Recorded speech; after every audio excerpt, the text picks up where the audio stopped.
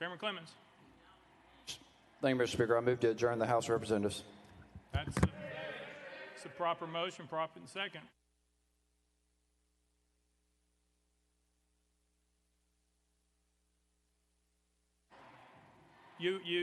Would you like to us adjourn for 2 years, or would you like to have a date at some point in the future to come back? Chairman Clemmons. Mr. Speaker, I move to adjourn this body until Monday, 5 p.m. It's proper motion, proper second. It's non-debatable. We are voting on the motion to adjourn until Monday at 5 p.m. We're on the board. All those in favor vote aye. All those opposed vote no.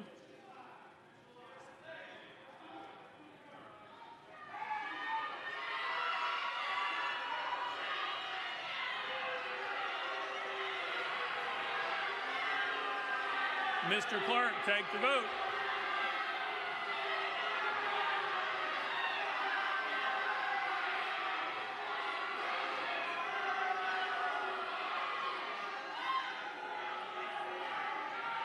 Mr. Clerk, take the vote. Ayes 23, 73 nays. Motion is denied. Members in the gallery, that is disruptive behavior. If it continues, we will have to clear the balcony except for the press. That's the one warning. Representative Bulso, you are recognized. Thank you, Mr. Speaker. I move adoption of H.R. number 64. Representative Bulso moves adoption of House Resolution 64, properly seconded. Representative Bulso, you're recognized. Thank you, Mr. Speaker. I request that the clerk read the resolution. Mr. Clerk, read the resolution. House Resolution 64 by Representative Bulso, a resolution to expel Gloria Johnson from her seat as a member of the House of Representatives of the 113th General Assembly of the State of Tennessee, elected by the 90th Representative District.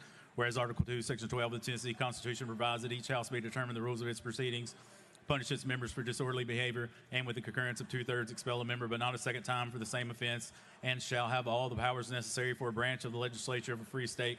And whereas all members of the House of Representatives must comply with permanent rules of order of Tennessee House of Representatives for the 113th General Assembly, including preserving order, adhering to decorum, speaking only with recognition, not crowding around the clerk's desk, avoiding personalities, and not using props or displaying political messages. And whereas during the House floor session, 19th Legislative Day on March 30th, 2023, Gloria Johnson of Knox County, along with Justin J. Pearson of Shelby County and Justin Jones of Davidson County, did knowingly and intentionally bring disorder and dishonor to the House of Representatives through their individual and collective actions. And whereas at approximately 10:49 a.m., Representative Johnson and her colleagues, having gathered at her desk, moved in unison to the well and began shouting without recognition. And whereas once gathered in the well and called out of order, Representative Johnson and her colleagues proceeded to disrupt proceedings of the House of Representatives from approximately 10:50 a.m. until approximately 11:42 a.m. And whereas during this time, Representative Johnson and her colleagues shouted, pounded the podium, led chants with citizens in the gallery, and generally engaged in disorderly and disruptive conduct, including refusing to leave the well, sitting on the podium, and utilizing a sign displaying a political message. And whereas during this time, Representative Pearson and Representative Jones used the bullhorn to amplify their protestations, and whereas these actions were done in open session in the presence of and witnessed by the members and staff of the House of Representatives, and whereas it appears to be satisfaction of this body that Representative Johnson's conduct on March 30th, 2023 constitutes disorderly behavior and justifies expulsion, and whereas such disorderly behavior on the part of Representative Johnson reflects adversely upon the integrity and dignity of the House of Representatives of the state of Tennessee, places a cloud upon the action of this honorable body, and is inconsistent with the duty of a member of this body, and whereas it is deemed in the best interest of the people of the state of Tennessee and this body for Representative Johnson to relinquish her seat as a member of the House of Representatives, and whereas Representative Johnson has been given advance notice of the contents of this resolution and has been afforded the opportunity to debate the resolution on the floor of this House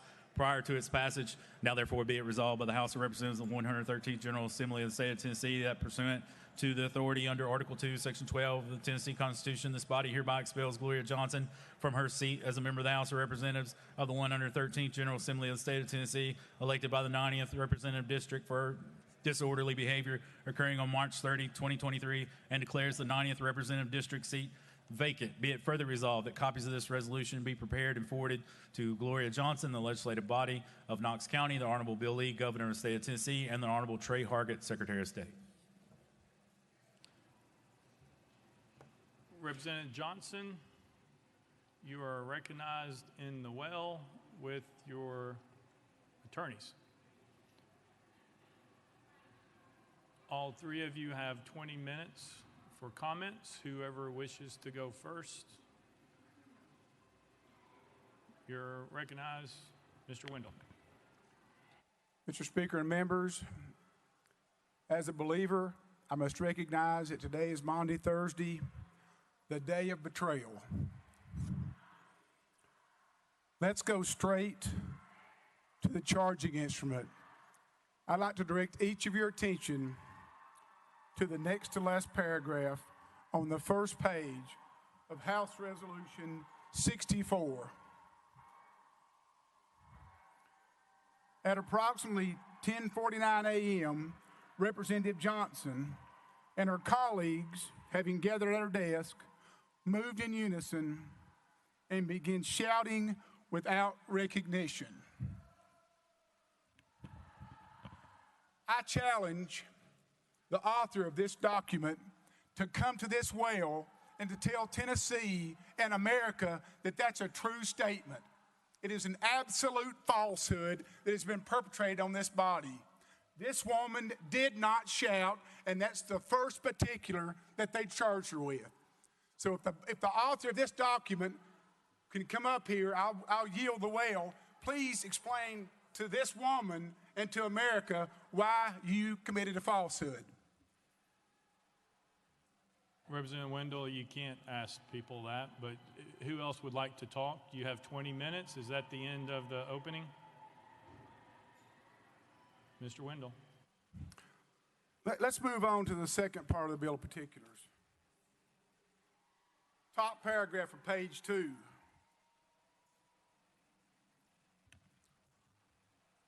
Whereas during this time, Representative Johnson and her colleagues shouted.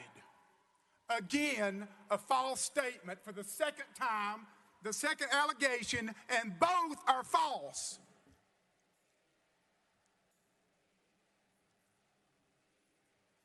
Please come up and face the people and explain why you perpetrated a fraud on this woman in the state of Tennessee.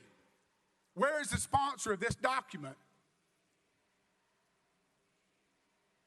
It's unconscionable. Whereas during this time, Representative Johnson pounded the podium. Show me where she pounded the podium. Another outright lie.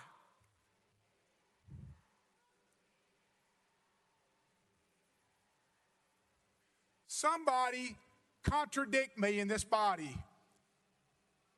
Please, somebody come up and set me straight that the first 3 comments about this woman are true, because it's an absolute falsehood. You just watched it on the video.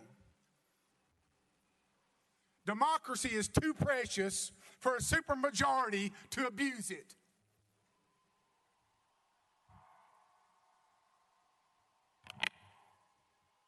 Whereas during this time, Representative Johnson generally engaged in disorderly and disruptive conduct, including refusing to leave the well, sitting on the podium, and utilizing a sign displaying a political message. This is in the conjunctive. Again, an outright lie. She did not display a sign. Isn't it fitting these allegations are made during Holy Week? The author of this document should apologize not to her, but to the state of Tennessee. This is an outright fraud and an abomination in the United States of America. And not this is Tennessee's watching, America's watching.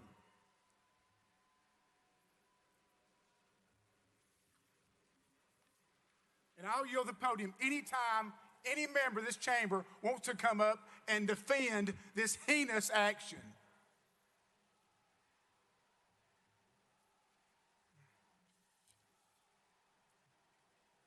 This document is not only inaccurate, it's an outright distortion of her conduct.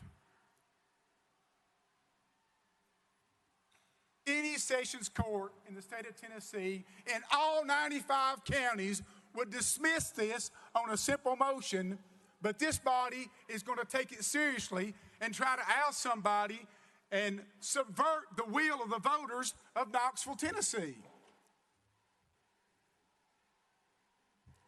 I mean, do you know who Gloria Johnson is? Does anybody know her? I mean, who is Gloria Johnson? Is she the boogeyman? I mean, Gloria Johnson's a school teacher, a public school teacher, a special education school teacher. She's a sister, she's a daughter, she's an American, she's a Tennessean, she's a Farragut graduate, she's a graduate of the University of Tennessee, and a Girl Scout. Let me tell you what this lady is not. She's not a felon. She's not a misdemeanor.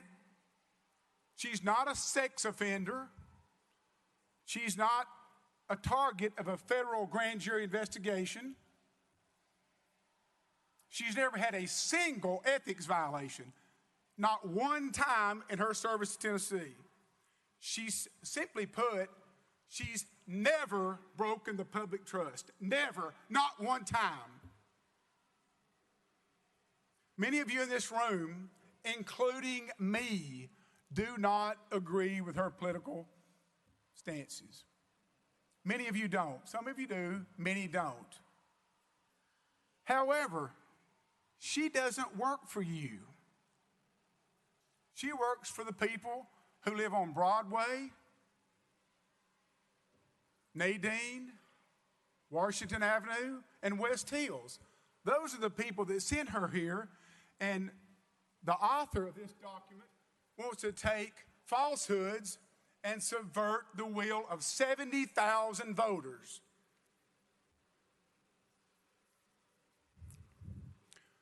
I'm sure most of you are going to be surprised that you vote with this woman 80% of the time.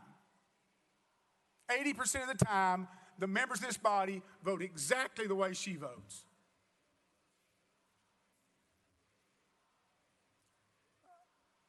America was born to protest. Thank the good Lord it was. 1688, the Germantown Quaker protest. 1773, the Tea Party.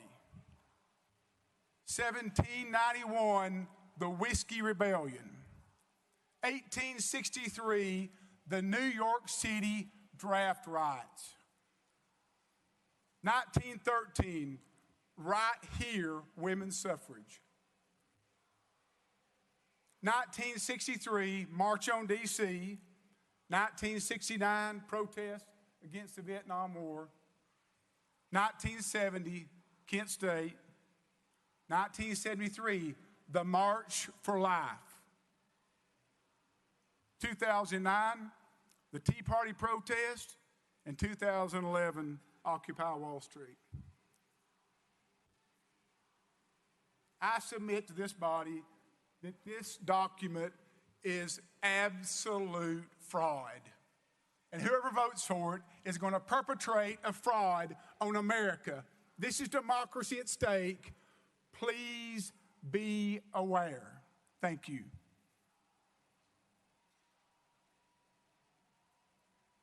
Mr. Speaker, members of the House,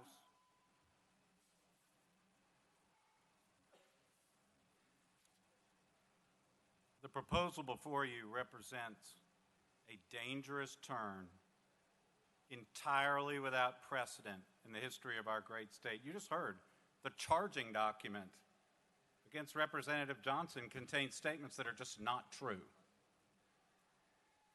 I would respectfully urge you to step back from this brink. President Reagan called democracy the most deeply honorable government ever devised by man. Each of you is here because you convinced your people, voter by voter, that you are best suited to be the guardians of their hopes and dreams. The same is true for the people who elected Representative Johnson and the other representatives for whom expulsion motions have been filed. You each know personally how hard it is to get elected, how seriously our best citizens take that process, how important it is that the people's will expressed in lawful elections be carried out.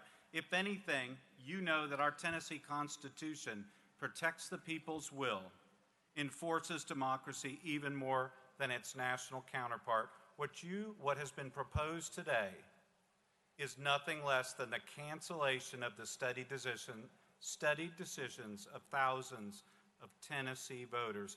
The charge today, the only charge, is that Representative Johnson and the other members violated the House rules.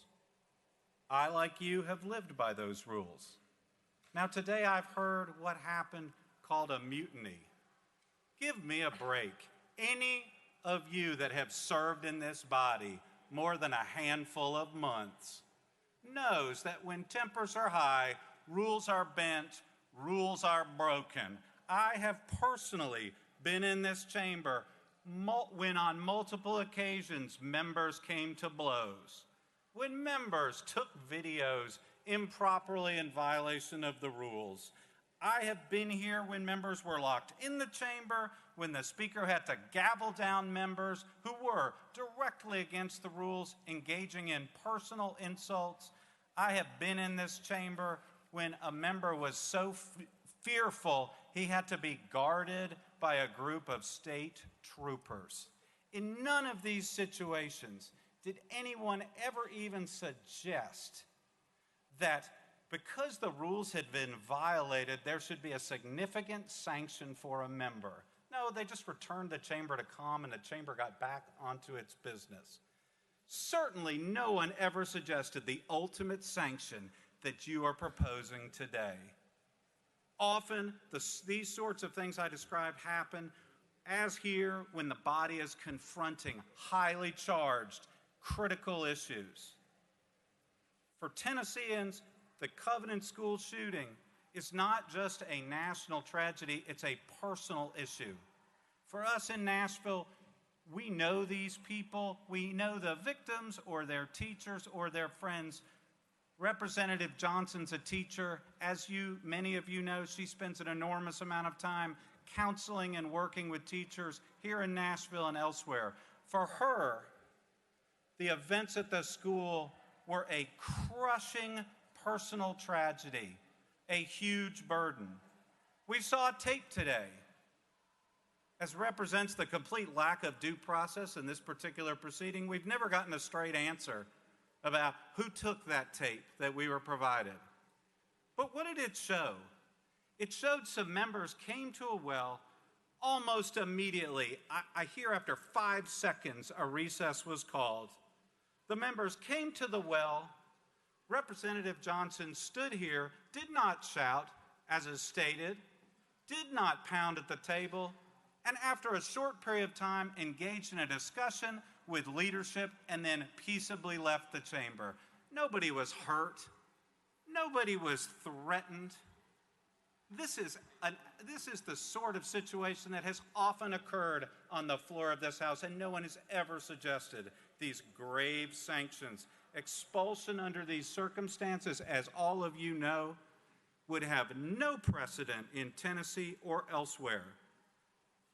In Tennessee, the sanction of expulsion has been reserved always for the worst of the worst sort of behavior, for taking a bribe, for being involved in multiple incidents of sexual misconduct. In Tennessee, expulsion has always involved a lengthy process of investigation where witnesses were interviewed, where committees were formed to evaluate the charges. What's happening here, both procedurally and given the accusations, has no precedent whatsoever in the history of this state. And members, our historic treatment of expulsion reflects the treatment throughout the United States. I heard some members suggest that what we're doing is lawful, what you're doing is lawful, what you're doing is consistent with the law, with precedent. Completely not true.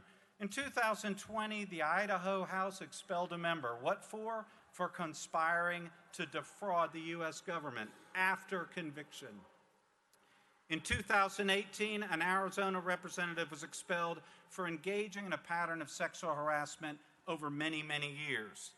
In New York, assemblymen have been expelled when they were convicted of felonies like wire fraud, mail fraud. In Massachusetts, a representative in 2014 was expelled after being convicted of assaulting a woman who declined to have sexual relations with him. These are the sorts of grave and criminal activities that have resulted in this sort of extraordinary sanction. I haven't heard anybody on this floor cite a single example of somebody being expelled from a legislative body based on these sort of flimsy charges. This is not just unprecedented in the state of Tennessee, it has no precedent in the United States of America.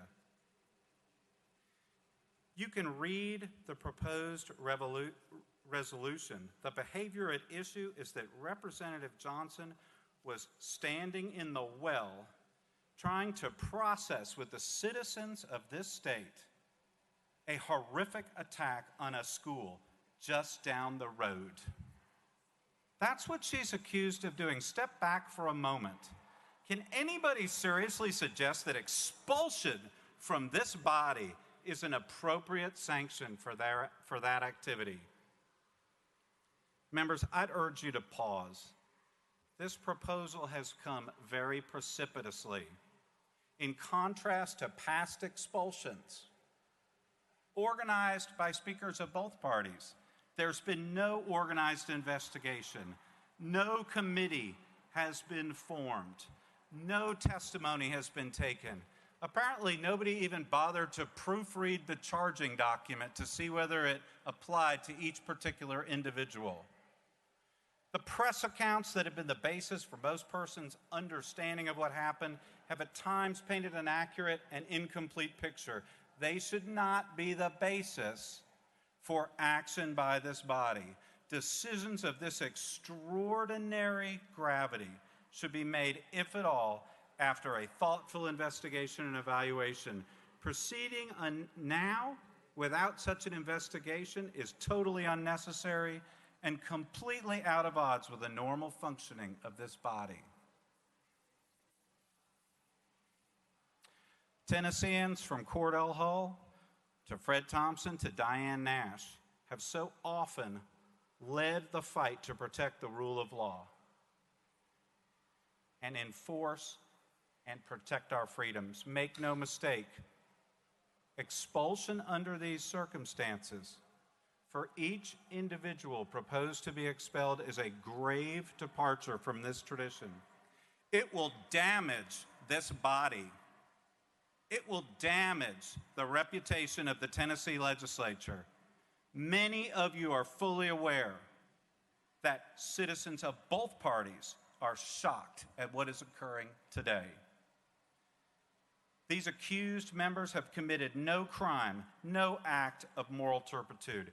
Their actions bear no relationship to the sort of actions for which expulsion has traditionally been used. You all took a pledge this morning. You pledged to uphold our form of government. You have pledged when you join this body to uphold the law. That means exercising the power granted to you by the people in a manner that makes sense, that's informed by the facts before you, and that doesn't just entirely depart from the law as it has always been applied. Voting to cancel 3 lawful elections, doing so without any meaningful investigation, is the opposite of upholding the law. This is the ultimate dangerous precedent, and it puts every member's seat at risk. A vote for expulsion under the present circumstances is a vote against due process. It's a vote against the longstanding traditions of this body, against the rule of law, against freedom of expression, and most importantly, entirely against the will of the people. These votes will make our state the opposite of a city on a city on the hill. Step back, reconsider. Don't add your support for this lawless, arbitrary, completely unprecedented action. I, Representative Wendel, and Representative Johnson will be available to answer any questions you may have. Thank you. Thank you, Mr. Stewart. Mr. Wendell, the rule to suspend was only Representative Johnson would be able to take questions. Your role was limited to just comments under when we suspended the rules. Representative Bulso, you're recognized. Thank you, Mr. Speaker. Representative, your attorneys have challenged the accuracy of the factual allegations in the resolution. So I'm going to spend my 5 minutes just walking through those allegations with you. Representative Wendell, but Representative Wendell, the rule, hang on, hey, stop Mr. Clerk, please stop the clock. Mr. Wendell, please, that is not appropriate. The suspension of the rules request, Mr. Clerk, can we just go back over what that was? Hang on, just 1 second. 1 second.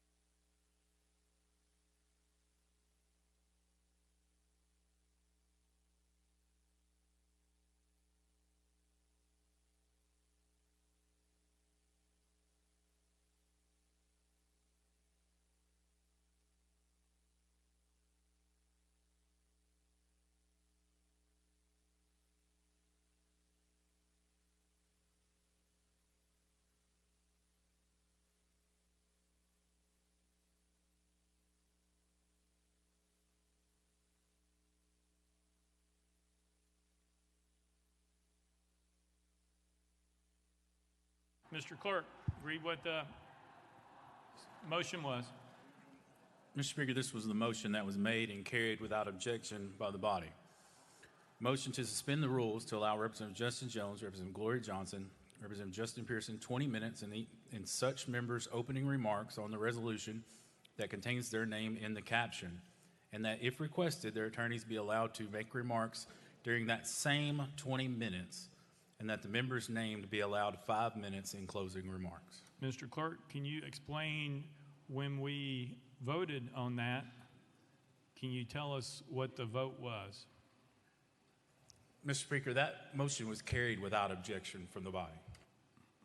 All right, Representative Parkinson. Thank you, Mr. Speaker, and I have a point of order here.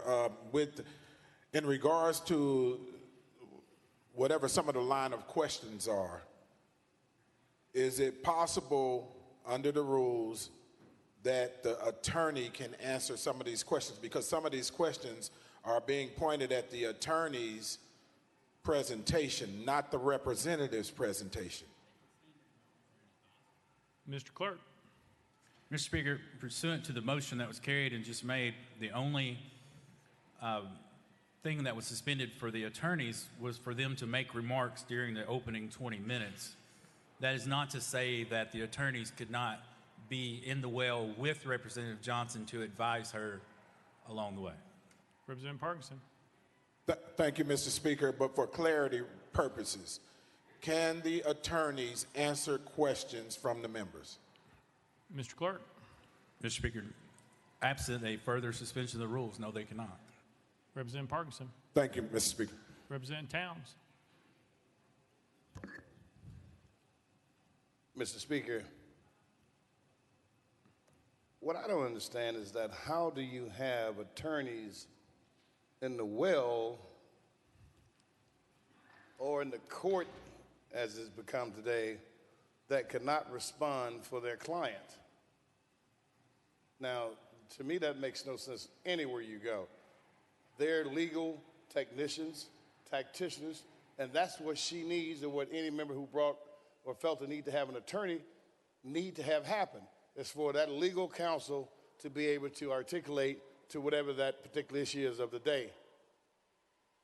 Now, had that been explained earlier, no one would vote for you to have an attorney here and your attorney not be able to say something in your behalf. That's insanity. That further looks like my hands are tied behind my back. I have legal counsel, but my legal counsel can't talk for me. That means I'm a man walking the gallows, and I know because I cannot deal with the legal jargon and the legal interpretation.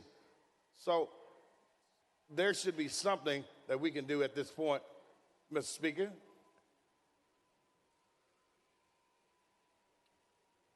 Representative Towns, yes, sir. My question to you, Mr. Speaker, what is it that we can do at this point where this member, her legal counsel can respond to questions? What is our parliamentary procedure? I know. Representative Towns. Yes, sir. I will let Mr. Clerk answer the procedure. What I can tell you is there was a motion made by Leader Lambert to suspend the rules. In that he stated such of what the motion was very clearly.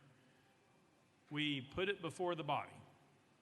We asked if there was any objections. There were no objections by anyone on the House floor. Therefore, it was approved by unanimous consent. That's where we're at. Mr. Clerk.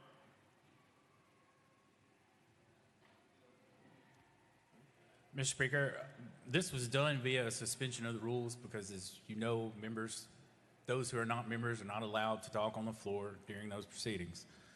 It was for that limited purpose that the attorneys be able to speak during the 20 minutes of opening statements. It would take a subsequent suspension of the rules to allow the attorneys to speak in any other form. Representative Towns. So I'm hearing that it would take a subsequent suspension in order to allow the attorneys to speak on their behalf. Mr. Clerk. Mr. Speaker, that's correct. Representative Towns. Like to make that motion then.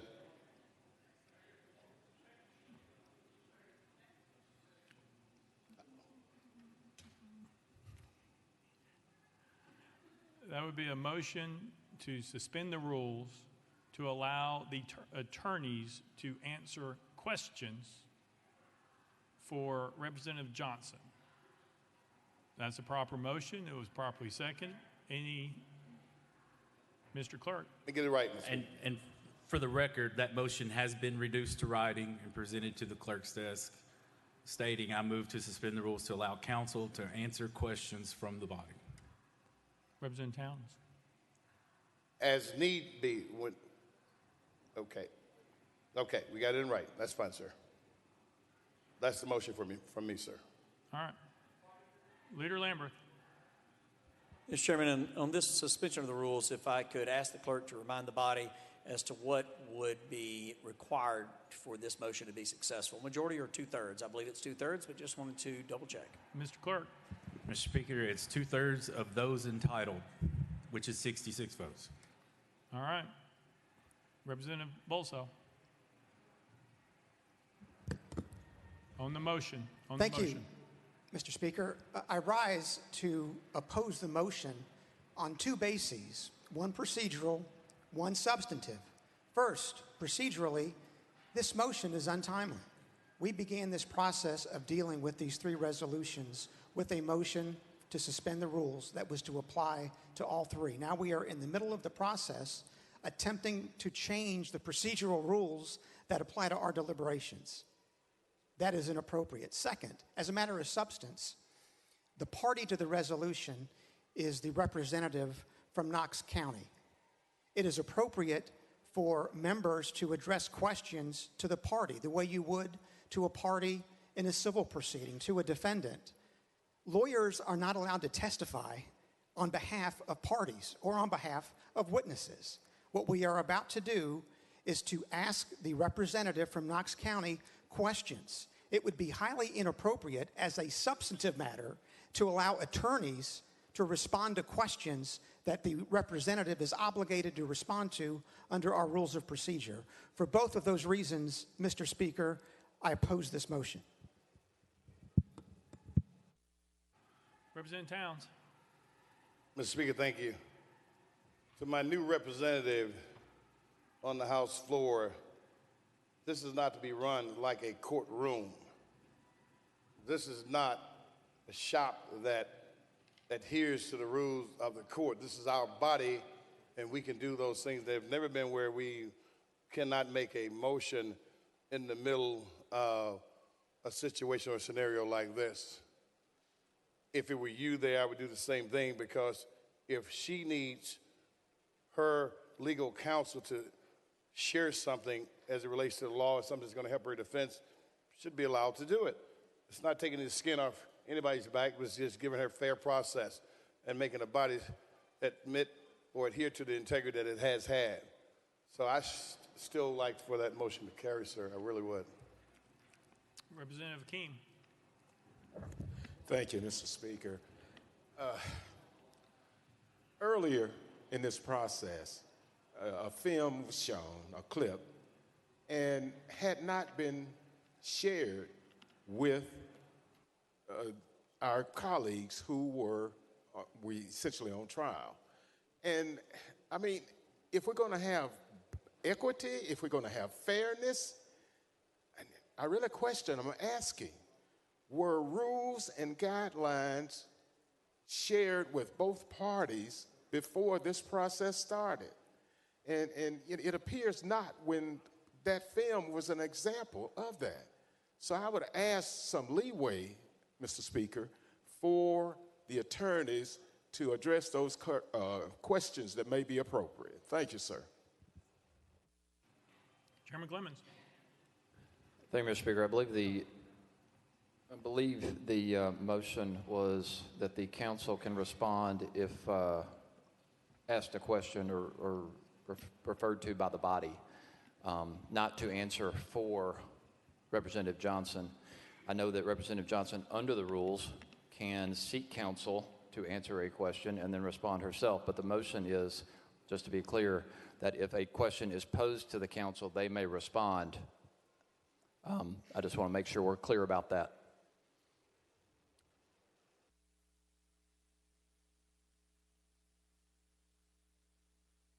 Chairman Clemmons, I understand. You ready to vote? Yes, sir. Thank you, Mr. Speaker. I think there was the statement by the freshman representative was off point on that matter. Thank Correct. you. We will take that under advisement. Any objection to calling the question? Seeing none, we are voting. All those in favor of the motion, vote aye when the bell rings. All those opposed, vote no.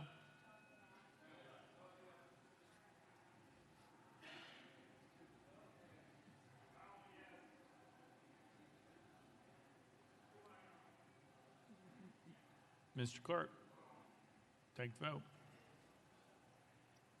Ayes 21, 67 nays. Motion fails. Representative Bulso. Thank you, Mr. Speaker. Representative, the resolution states that at approximately 10:49 a.m., you and your colleagues gathered at your desk. That is a true statement, correct? Representative Johnson. I'm not certain on the time, but that's probably right. They're very close. Representative Bulso. Thank you, Mr. Speaker. The resolution goes on that you and your colleagues moved in unison to the well. That also is a true statement, correct? Representative Johnson. Yes, we did walk to the well together. Representative Bulso. Thank you, Mr. Speaker. The resolution goes on that you and your colleagues began shouting without recognition. That is true, correct? Representative Johnson. No, sir, that is not true. This resolution is my understanding. It's about me. I went to the well and I did not speak. And as a matter of fact, I will say that when my colleagues spoke, they were not yelling because this microphone was on. And as long as this microphone was on, and I don't even remember which colleague it was, I stood with them. But as long as this microphone was on, they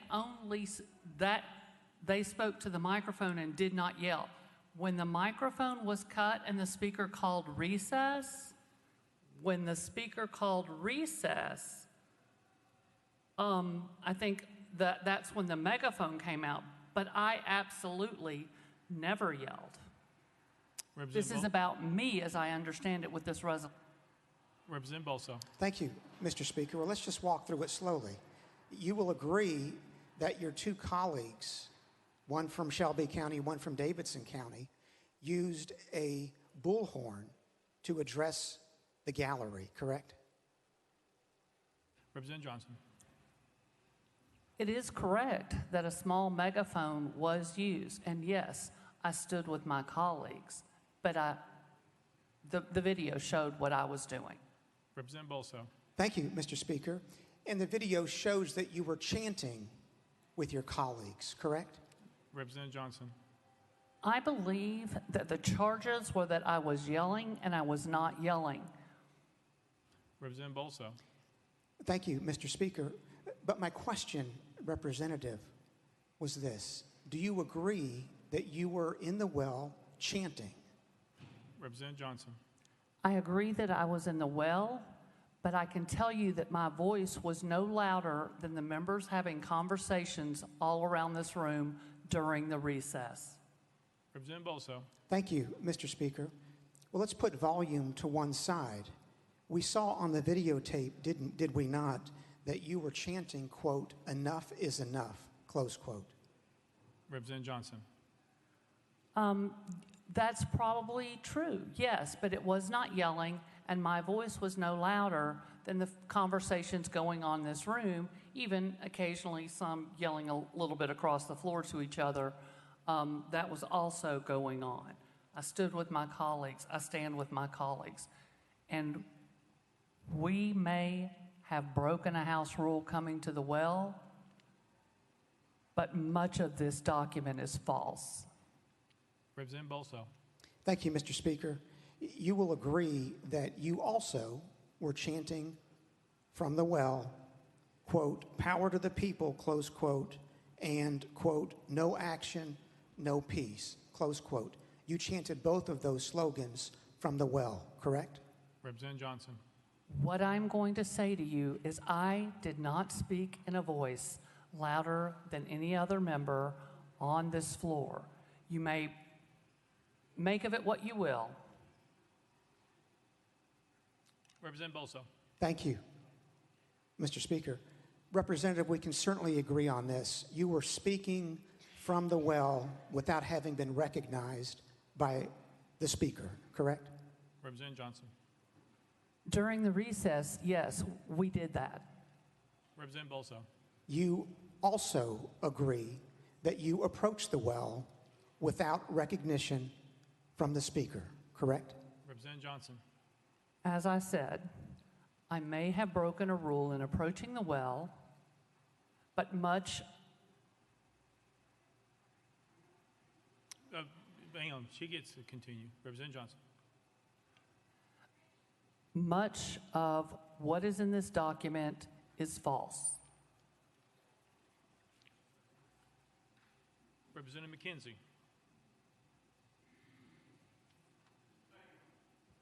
Thank you, Mr. Speaker, and it's a sad day that I rise, but I'm going to start up really trying to focus on the positive. I'm from Knox County, as is Representative Johnson. I may call her Gloria because we're friends.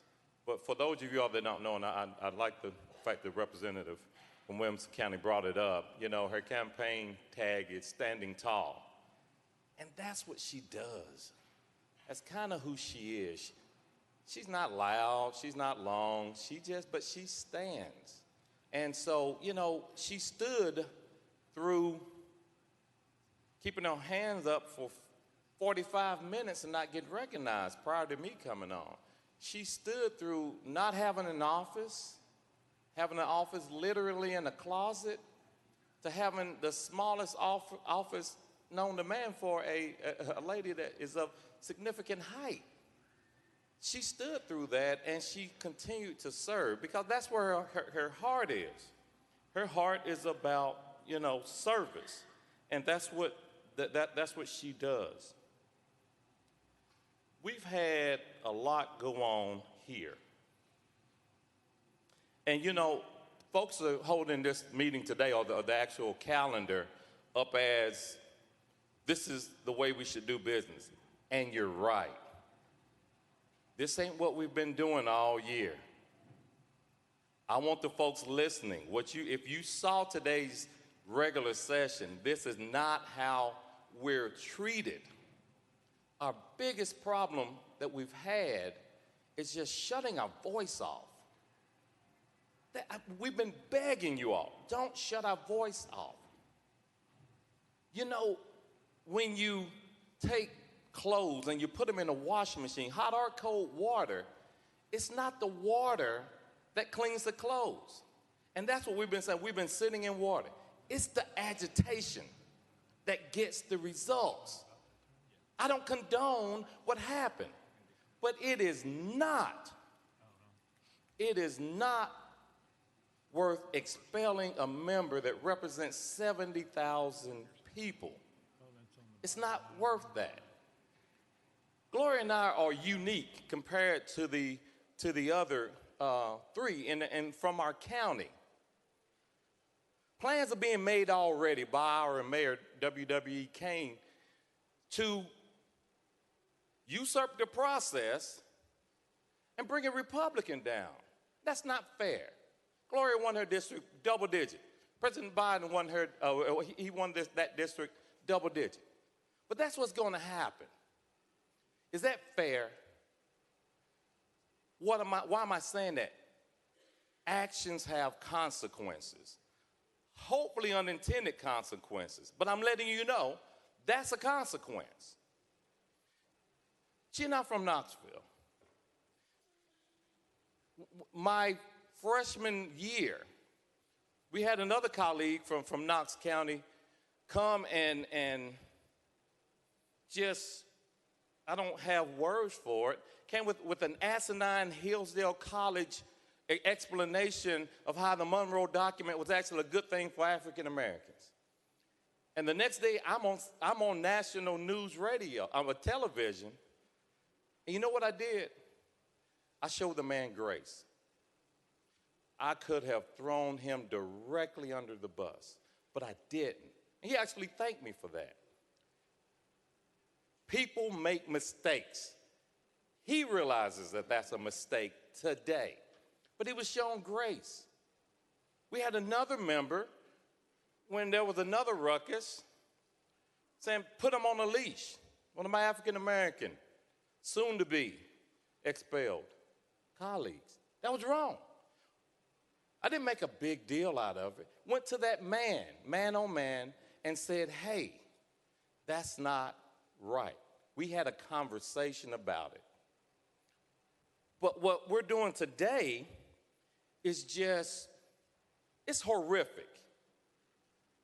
It is horrific. And I beg you, I'm pleading with you, do not continue with this process.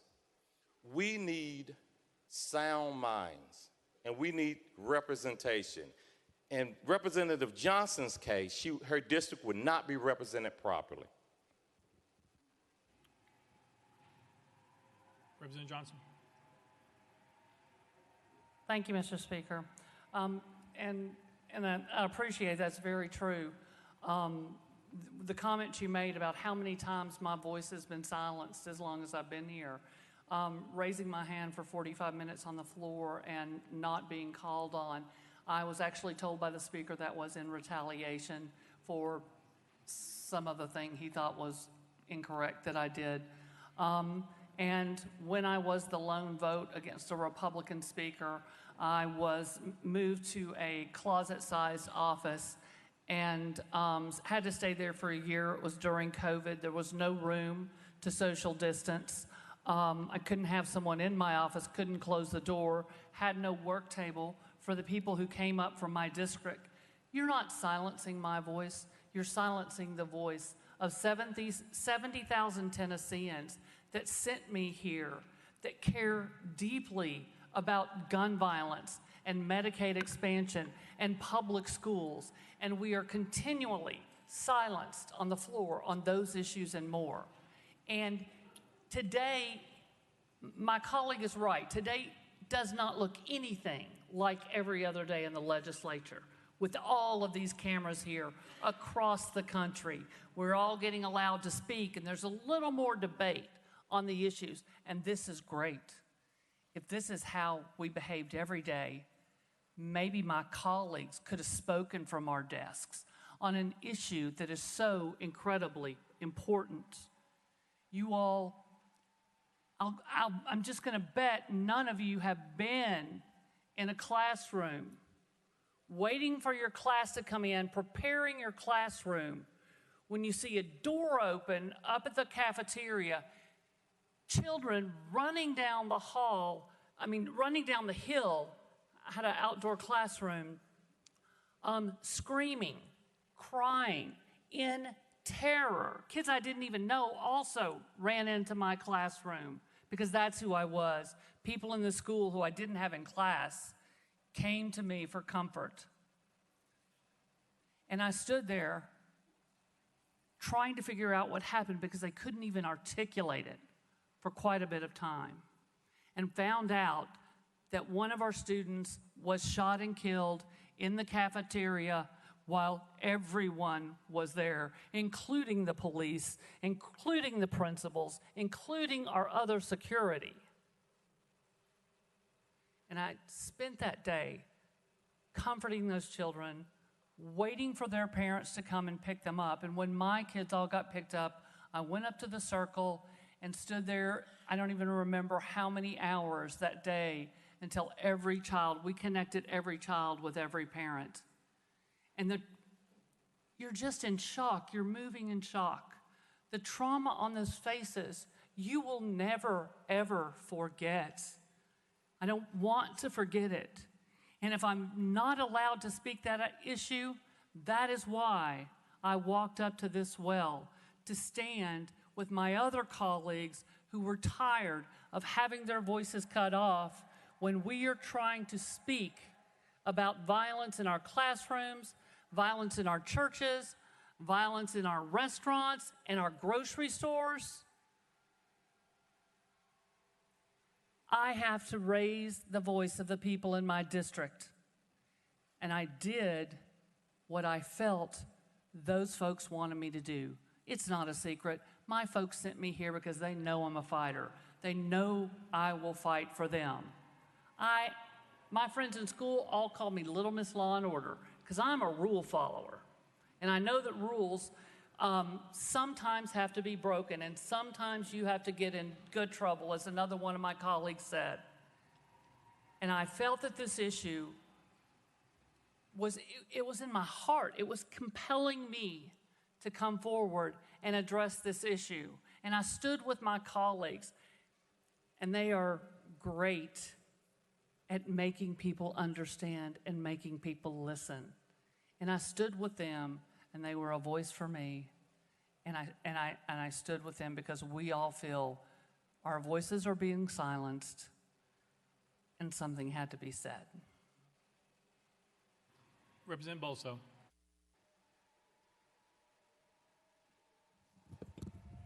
Thank you, Mr. Speaker. You stated just a few minutes ago, Representative, that the facts set out in the resolution were false. Let me just explore that with you a little more, if I could. The resolution goes on and says that once you and your colleagues gathered in the well, that you were called out of order. That is a true statement, correct? Representative Johnson. I remember, I guess they gavelled out of order. I don't remember. I remember the mic being cut. That's the thing that I remember most. Representative Bulso. Thank you, Mr. Speaker. Well, if in fact the videotape shows that you got to the well and were gavelled out of order by the speaker, you would not dispute that, correct? Representative Johnson. What is my crime, sir? What? You continue to ask this question. I think we've been through it over and over and over. I came to the well. I stood with my colleagues. I fought for my constituents in a quiet, non-desk pounding, whatever it said about holding up signs or whatever. But I came here and I stood because I did it for the kids in my district, for the kids in the state, for the kids in this community. And you are continually asking the same question, you're gonna get the same answer. Representative Bulso. Thank you, Mr. Speaker. Representative, I'm simply exploring a claim you made here that the facts in this resolution are false. And my last question was simply whether, in fact, it was true that once you got to the well, the videotape shows that you were gavelled out of order. Now, if the videotape shows that, you do not dispute that, correct? Representative Johnson. I think I've answered that question. I've explained it over and over. You are beating a dead horse. What is my crime? Representative Bulso. Thank you, Mr. Speaker. And the resolution continues that after you were gavelled out of order, that you proceeded to disrupt the proceedings of the House of Representatives. That is a true statement, correct? Representative Johnson. Thank you, Mr. Speaker. No, it is not. We were in recess, and we stood up here for a few more minutes after recess, and then we went and left the floor. So during recess, we were standing up here. You are correct. But it was recess, and we weren't in session. Representative Bulso. Thank you, Mr. Speaker. Let me approach it this way. Representative, you agree that your conduct violated House rules, correct? Representative Johnson. I may have gone to the well without permission, but the charges in this statement are false. Representative Bulso. Thank you, Mr. Speaker. Isn't it simply a fact, Representative, that you did violate the House rules? Representative Johnson. Isn't it simply a fact that I answered that? I may have broken the rule when I went to the House floor, but most of the facts in this are not true. Representative Bulso. Thank you, Mr. Speaker. When you went to the well and spoke without recognition in violation of House rules, you expected to be disciplined. Isn't that true? Representative Johnson. Thank you, Mr. Speaker. I didn't speak when I went to the well. I'm not really sure what you're referring to. Representative Bulso. Thank you, Mr. Speaker. Isn't it true, Representative, that you expected to be disciplined for your conduct on March the 30th? Representative Johnson.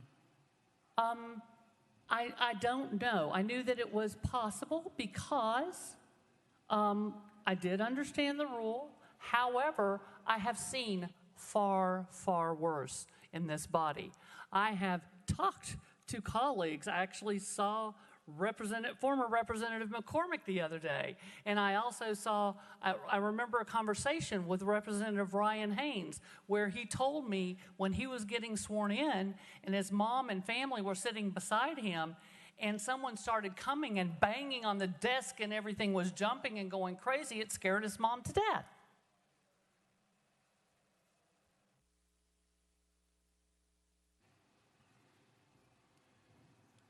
Representative Hakeem.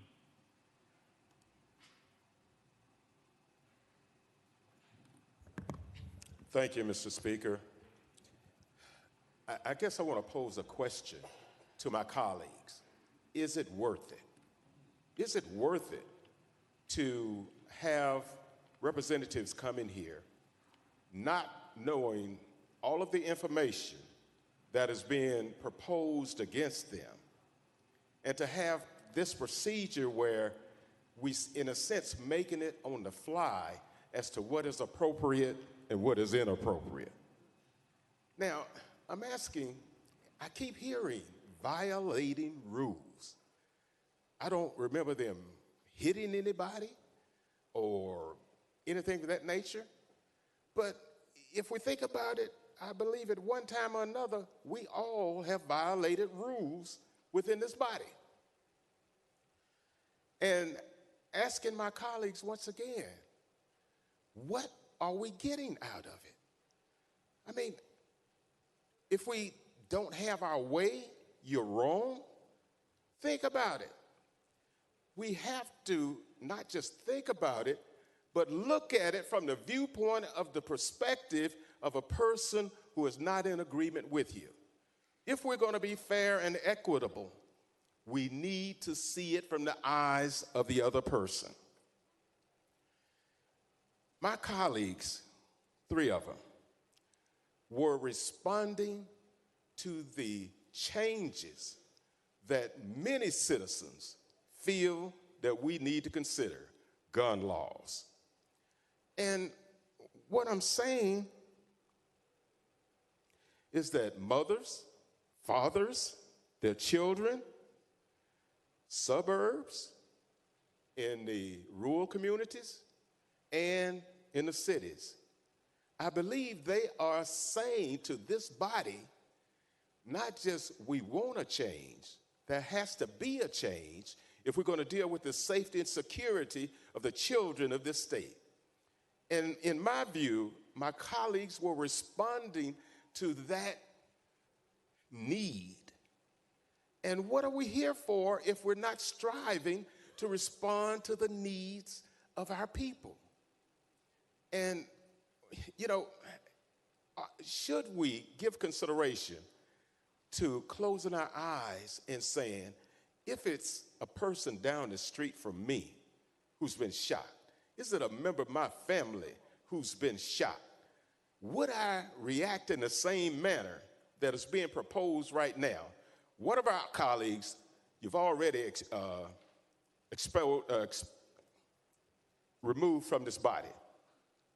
So I'm saying that many of us in this body espouse to be children of God, our Lord and Savior, Jesus Christ.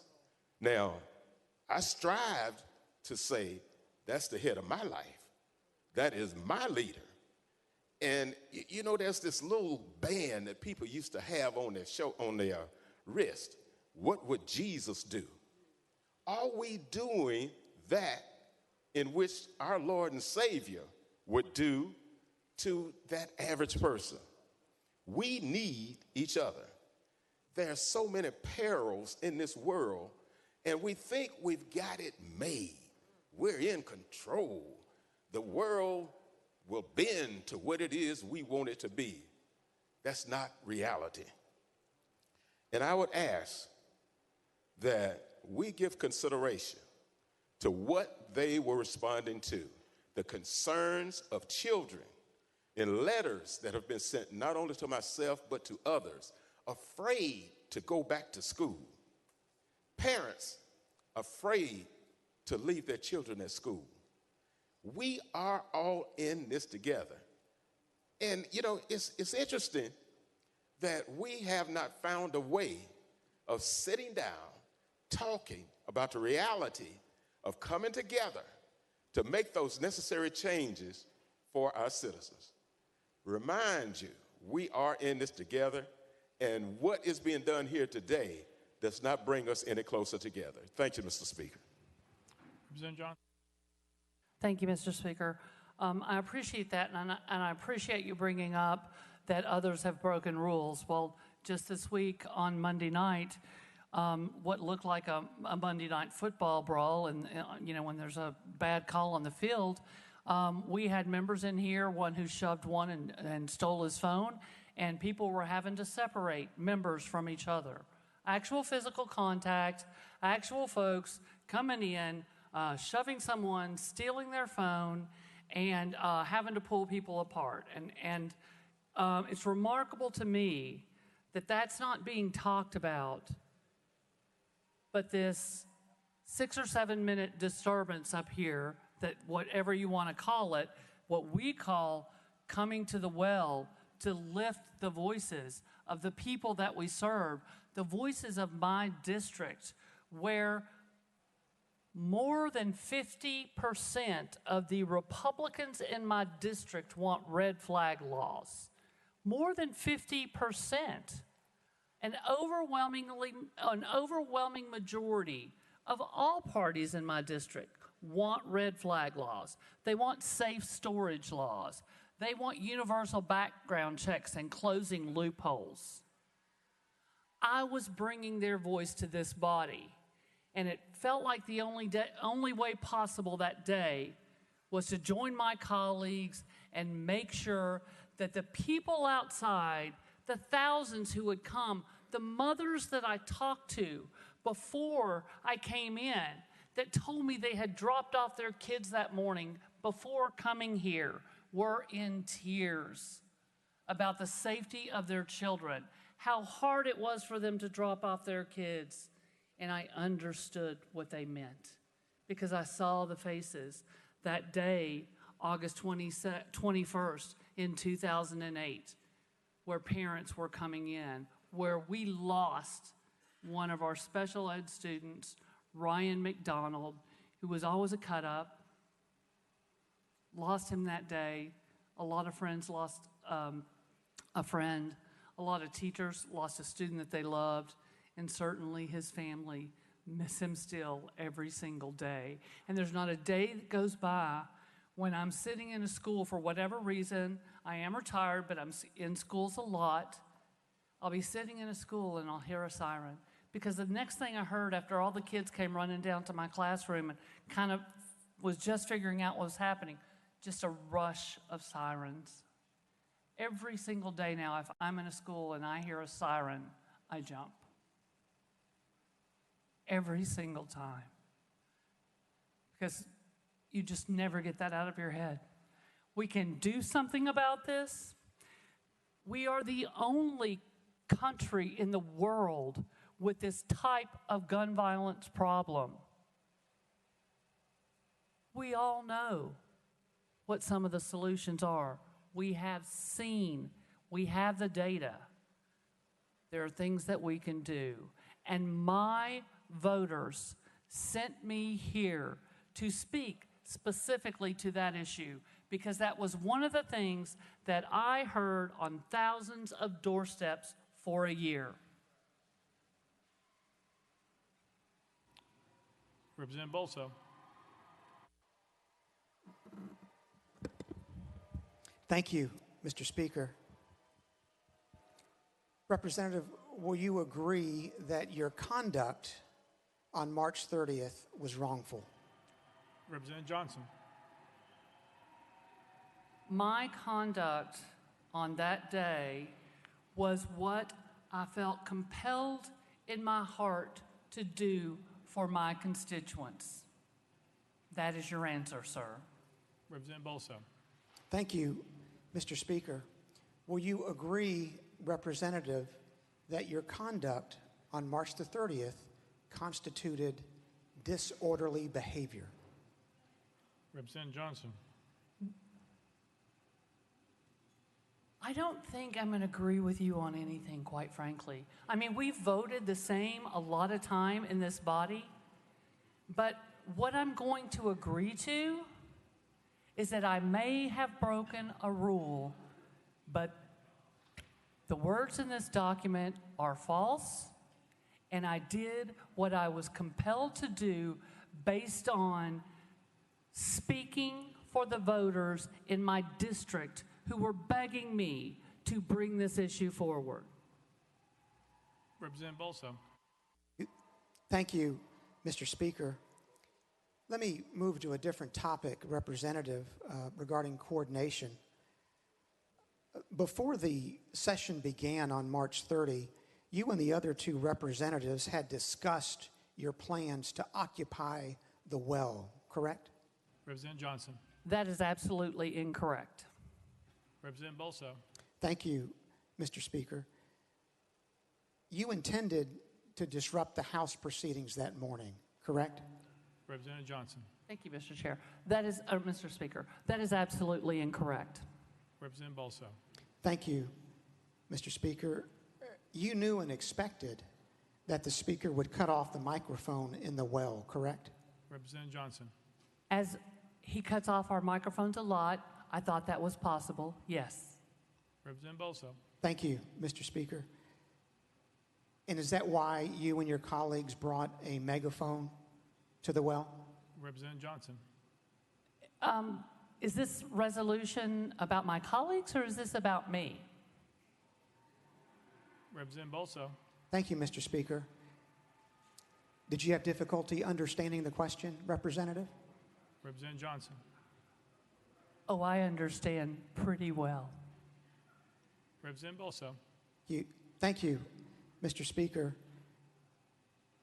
Are you the person who brought the bullhorn into the chamber? Representative Johnson. Thank you so much for that question. I am so happy you asked that. I absolutely did not. A lot of you folks passed a lot of gossip around about where that megaphone came from, and let's just talk about it right now. Because a friend of mine came in the morning and walked with me through the tunnel, and she didn't know if the protesters were going to be inside or outside. Her name is Margot Price. You might have heard of her. Anyway, we got upstairs and the protest was not indoors, so she said, well, I want to go outside where the protest is. And I said, well, here, you're going to want your megaphone out there. So at the doors, I handed her her megaphone and she went outside. Later, she messaged me and she says she's coming back up. I know I can't bring my megaphone in.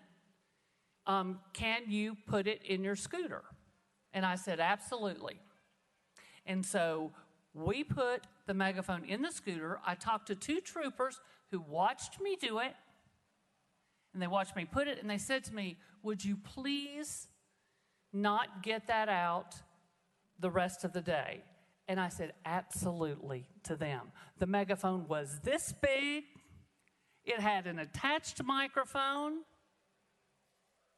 So much for the gossip. That megaphone never left my scooter. It's on my office now. If anybody would like to go down and look for prints, it'll have my prints and Miss Margot Price prints on it. Representative Bulso. Thank you, Mr. Speaker. Based on your responses, Representative, it seems that you do not view your conduct as wrongful, and that if you thought it appropriate, there might be another occasion when you'll take the well without the permission of the Speaker and hijack House proceedings. Isn't that true? Representative Johnson. You know, you're reading minds again, and it's happened a couple of times today. I'm trying to be as respectful as possible, but I don't like to have my mind read. And if we conduct business like we have today, where people get to speak, I don't think it'll ever happen again, to be quite honest. Because when people are allowed to talk, when people are allowed to speak up for the folks that sent them here, then we can get things done. We can come to the table. We can talk about the importance of protecting kids' lives, not after the guns come to the schoolhouse, to the gym, or to the library, or wherever it all happens, but before the guns ever get to the doors. Prevent gun violence in schools. It seems like some people here they want tanks and they want security. They want this violence at our schools. We need to make sure those guns don't get there. And that's what we need to be talking about.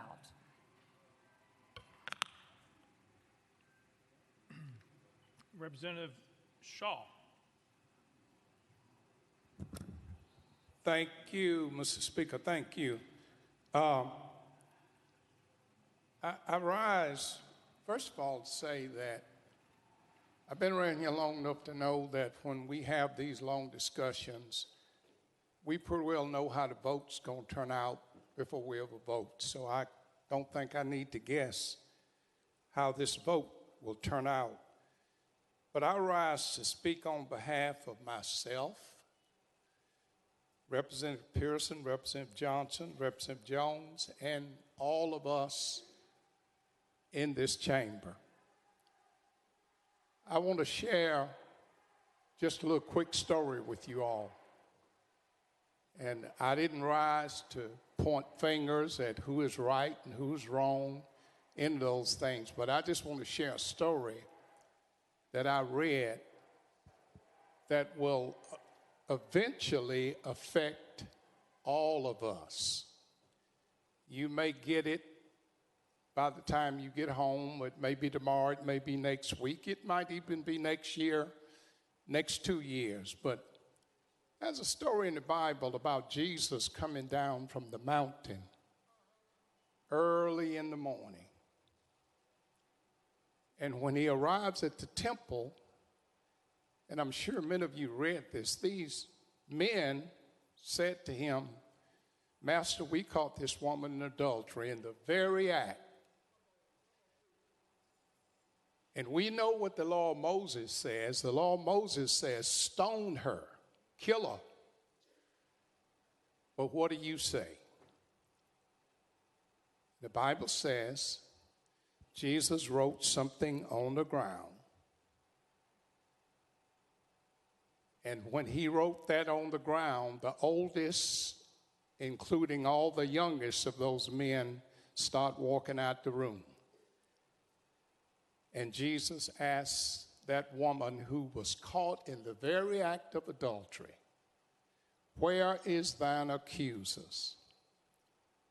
And she said, "I have none." And he said, "Neither do I. Go and sin no more." Thank you.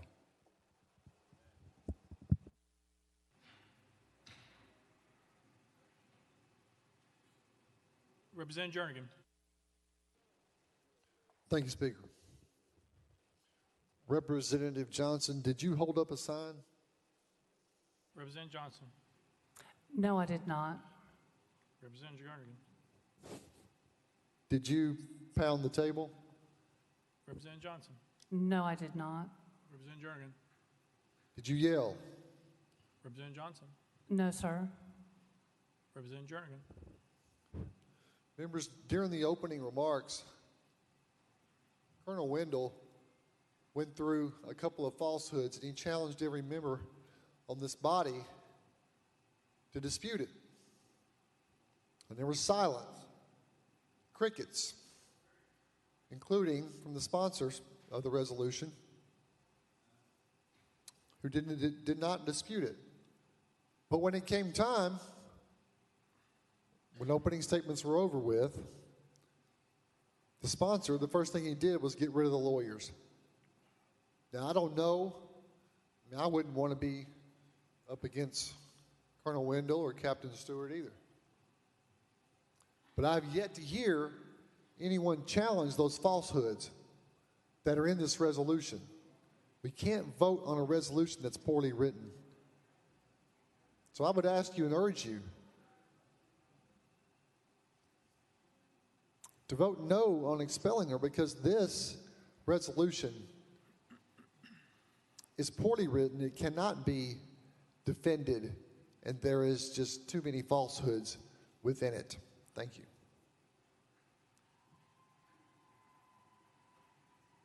Representative Bulso.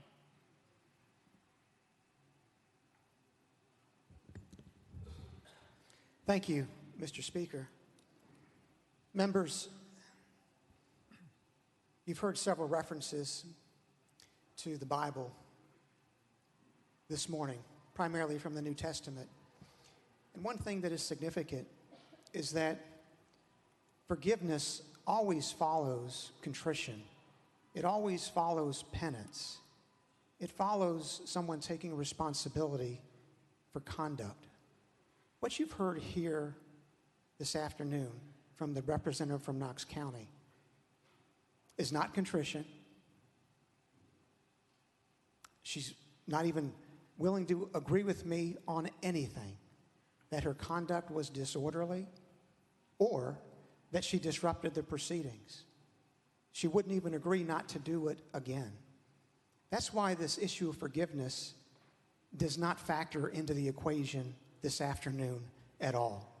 What you've heard from these representatives who are the subject of the resolutions is that They believe what they did was right, and we have no guarantee whatsoever that they're not going to do it again. We have an obligation to protect the integrity of this body. What we saw on March the 30th had not happened, so far as anyone can remember, at any time in the prior 227 years of our state's history. That's point number one. Forgiveness follows contrition. It follows penance. We have neither. And then secondly, with regard to the facts, you know, we've heard these broad statements that the facts contained in the resolution are inaccurate. And I think we've demonstrated that's not true. Because I walked through with the representative the first 5 or 6 facts in the resolution, and she agreed that they were all true. And then we got to a point that she wouldn't answer the questions anymore. Because as we continue to walk through the resolution, what we see is exactly what was evidenced by the videotape. We see that they proceeded to disrupt the proceedings. We see that collectively, this representative and the other 2 pounded on the podium, led chants with citizens in the gallery, and generally engaged in disorderly and disruptive conduct. That's exactly what they did. They are all 3 in this together. They acted in unison. They acted in concert. One is just as responsible for the parts of the disruption as the other. That is what is in the nature of coordinated conduct or a conspiracy. Each member is responsible for the conduct of the conspiracy as a whole. They approached the well in unison. They disrupted the proceedings in unison. They are responsible together. And then the resolution goes on that these representatives generally engaged in disorderly and disruptive conduct, including refusing to leave the well, sitting on the podium, and using a sign displaying a political message. We saw every bit of that in the video. Collectively, these 3 did every one of those things. And collectively, that unquestionably constitutes disorderly behavior in violation of Article 2, Section 12 of our Constitution. And so the question, members, you know, whether these representatives remain in the House or whether we put them outside the House, they have already answered for us. They, by their conduct, voluntarily put themselves outside of the Constitution. They put themselves outside of the rule. They are unrepentant about it. They're willing, apparently, to do it again. They tried to shred our Constitution with a bullhorn, but it did not work. We had a speaker and a Constitution that was too strong. It's been here since 1796, and I urge every member to uphold the Constitution and vote in favor of the resolution. Thank you. Representative Johnson. Thank you, Mr. Speaker. Again, my colleague I'm not sure how many times, was reading my mind again, put words in my mouth and said things that I never said. That might be what he extrapolated from my words, from something, but that is absolutely not something I said. I'm not going to agree with a lot of his terminology because it's not factually based. If you wanted to collectively address us, then you should have put us all in the same resolution. But instead, you chose to separate out the members. So if a resolution was written well, it would have addressed my behavior, because according to this is a resolution about my consequences.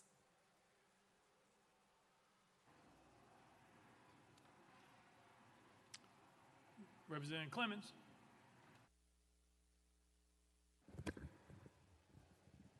Thank you, Mr. Speaker. I certainly have empathy for my colleague from Williamson County, because I know what it's like to try a lawsuit with a witness who doesn't answer the way that you want them to answer a question. It's easy in a lawsuit because the objection is available, because asked and answered is an objection. And here, unfortunately, in this body, We only have a limited time. But just because you ask the same question 15 times and don't get the answer you want doesn't mean the facts change. Every member of this body, or every member who's a subject of a resolution today for expulsion, must be judged on their own merits. Every single resolution. She can't be held responsible. Representative can't be held responsible for the conduct of another member. You can only vote based on what she did. The record thus far simply proves that Representative Johnson walked from there to there. And you want to expel her for that? She did not raise her voice. She did not yell. She did not pound the desk. She did not hold a megaphone. She didn't have a button on. She did nothing. She walked from there to there. And ladies and gentlemen, the only rule in our rules that speaks to this is no crowding about the clerk's desk. Members shall not crowd or stand about the clerk's desk. Well, every one of us is guilty of that. Everybody in here has walked up here without permission from the speaker or from anybody and stood up here, talked to the clerk, or when somebody else was introducing a bill. You don't expel someone for that. That's the only fact that has been proven. And you can't hold collectively. That's not a standard. That's not the standard to which she's supposed to be judged. You can't judge her for what others did. Her conduct. It's her conduct should be judged on the merits. Ladies and gentlemen, you know, we had to suspend the rules for every part of this process today. That's because our rules don't even speak or lay out a process for this type of conduct, because it's that rare. We never even think we're going to have to use it, so we don't even put rules in place to govern this. That's why we had to suspend the rules, because it is an extraordinary event reserved for extraordinarily bad conduct. Walking from there to there does not rise to the level of expulsion. And that's the only fact that has been proven today. Now, I'm limited on time here, but ultimately, I don't know if you're upset about the message that was trying to be conveyed. I don't know if you're mad at the messenger. I've heard many of you say in reference to Representative Johnson that you can't be an activist and a legislator. Well, guess what? That's not your decision to make.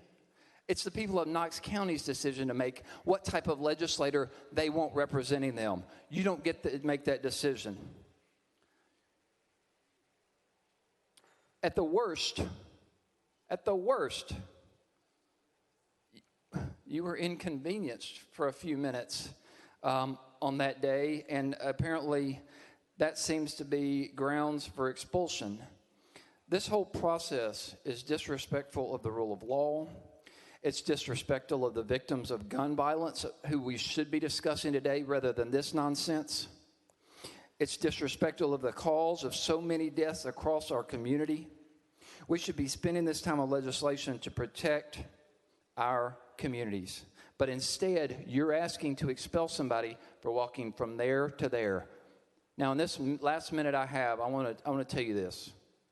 You may not agree with Representative Johnson. You may not get along with Representative Johnson. Trust me, Representative Johnson has given me the what's what more than any of you can ever dream of. And rightfully so. But let me tell you, I have 24 members, 23 now, and you were looking to expel one more, one of only 2 women in my caucus, a woman, a teacher, and a woman who has the biggest heart of anybody in this body. You are depriving this body of her perspective. She drove some of you to tears weeks ago, and that voice is necessary, and you want to silence it. Shame on you.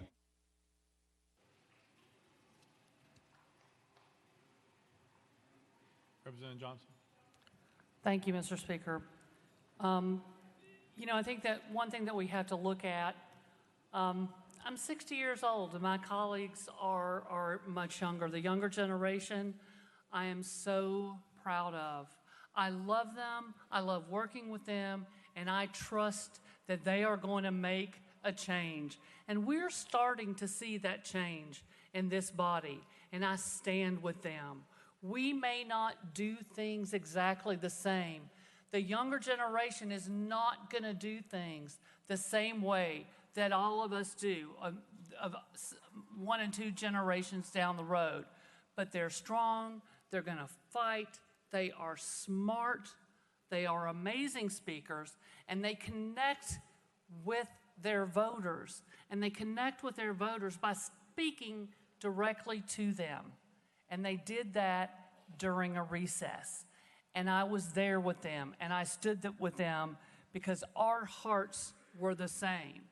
Our hearts were there for our constituents who cared deeply, for the children that begged us to do something to protect them. I was out there at 7 a.m., conversations all morning with moms and kids, people, staff at Covenant that I wasn't able to recognize on the floor that had reached out to me because I was a teacher. And we just have to do something. And as long as we are not allowed the voice to represent our districts on an issue so critically important that has impacted my life. I went to Denver, Colorado in 2001, the year after Columbine, to take a job at Dakota Ridge High School, which was about 2 miles away from Columbine. And some of the kids from Columbine who could not go back into that school went to Dakota Ridge. Some went to Chatfield, which was about 2 miles in another direction. I was at Dakota Ridge. When I got there, I saw the trauma that these kids had been through. I wrote a program.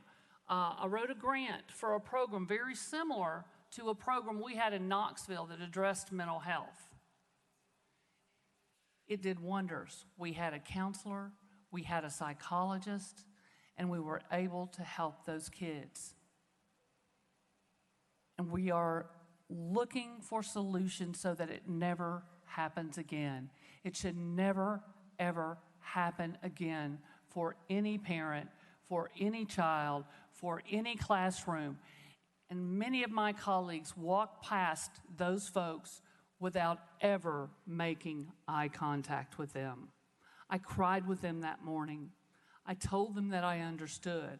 I told them we would lift their voices and try to get something of substance done, something that would keep the guns from never getting to the schoolhouse doors. And that is why I walked to the front with my colleagues who felt the same, because their generation is a generation that has come up in this gun violence. I'm going to stand with them. I've seen it. I've heard them. I've tried to work with them. We can do better. We are better than this, Tennessee. We are. We can acknowledge that there are things that we can do to get guns out of the hands of people who shouldn't have them. There's plenty of research out there. We can do that by having those discussions. But folks weren't even willing to recognize those folks, who they were, why they were here, and tell them, we see you, we hear you, and we care about making your communities and your schools safer.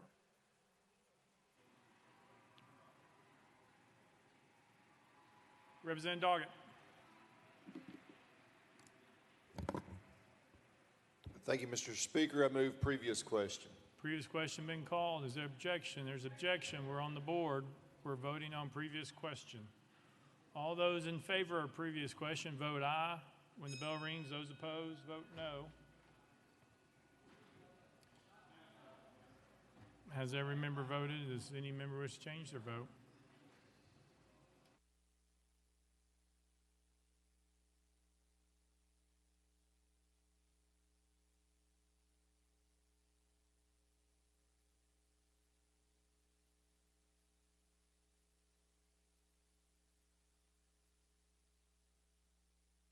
Mr. Clerk, take the vote. Ayes 71, 23 nays. Previous question prevails.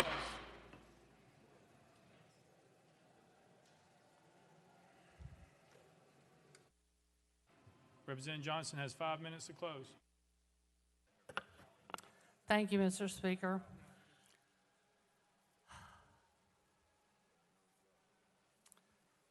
First, I want to say some names. Evelyn, Hallie, William, Cynthia, Catherine, Mike, Ryan McDonald. I've spent much of my life dedicated to helping children. Appreciate you guys. You just made me get teary-eyed.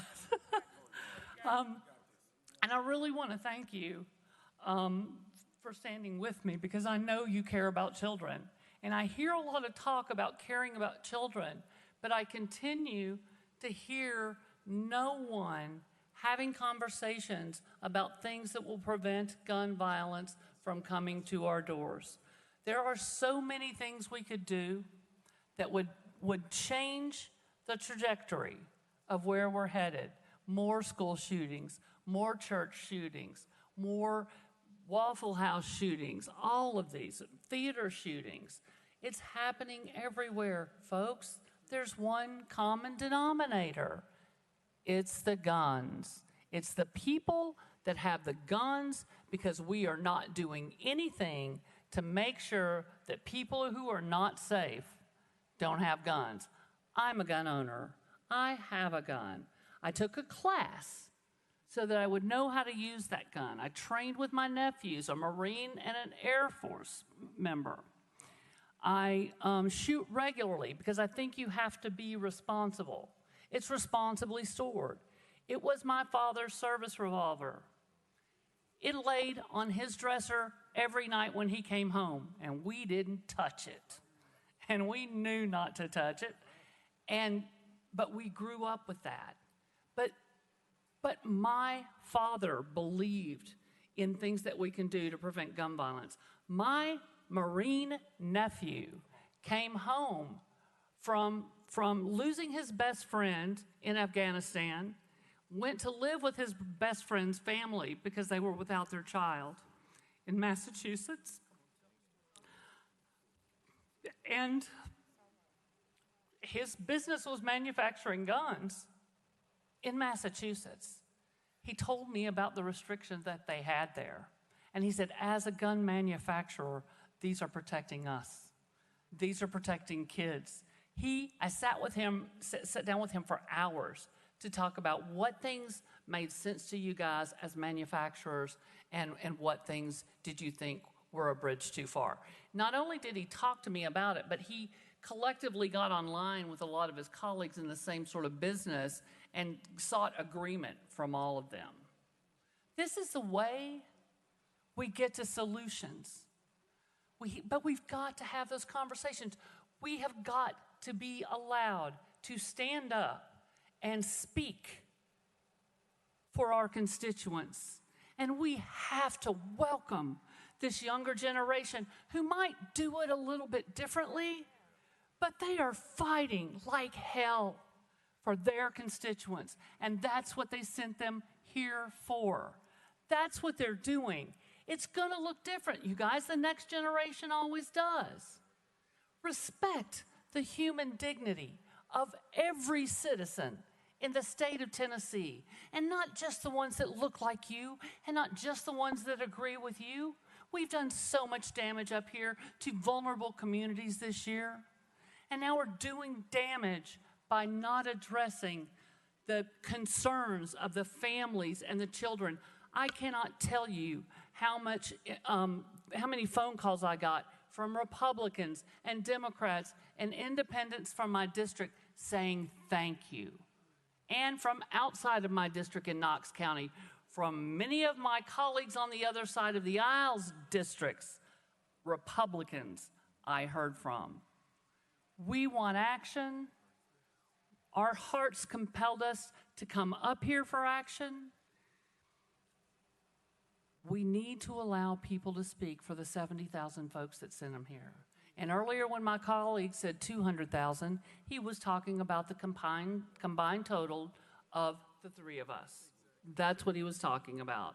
So be careful about putting words in people's mouth. I have words.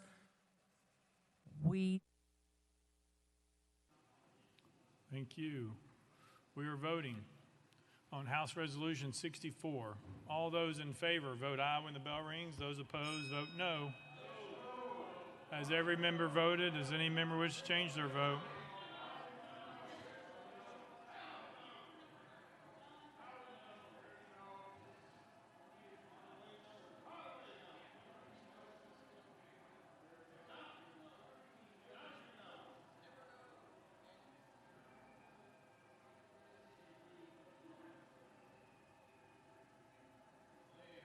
Has everybody voted? Does anybody wish to change their vote?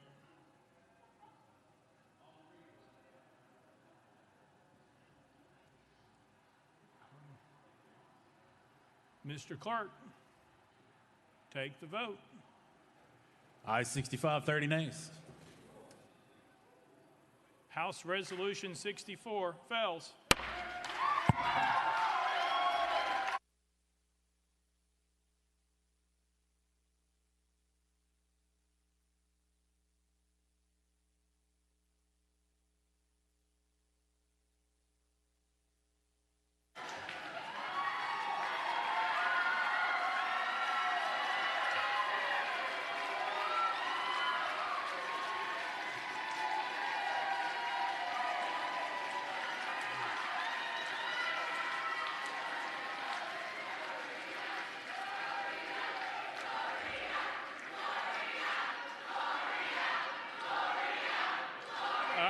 That's out of order.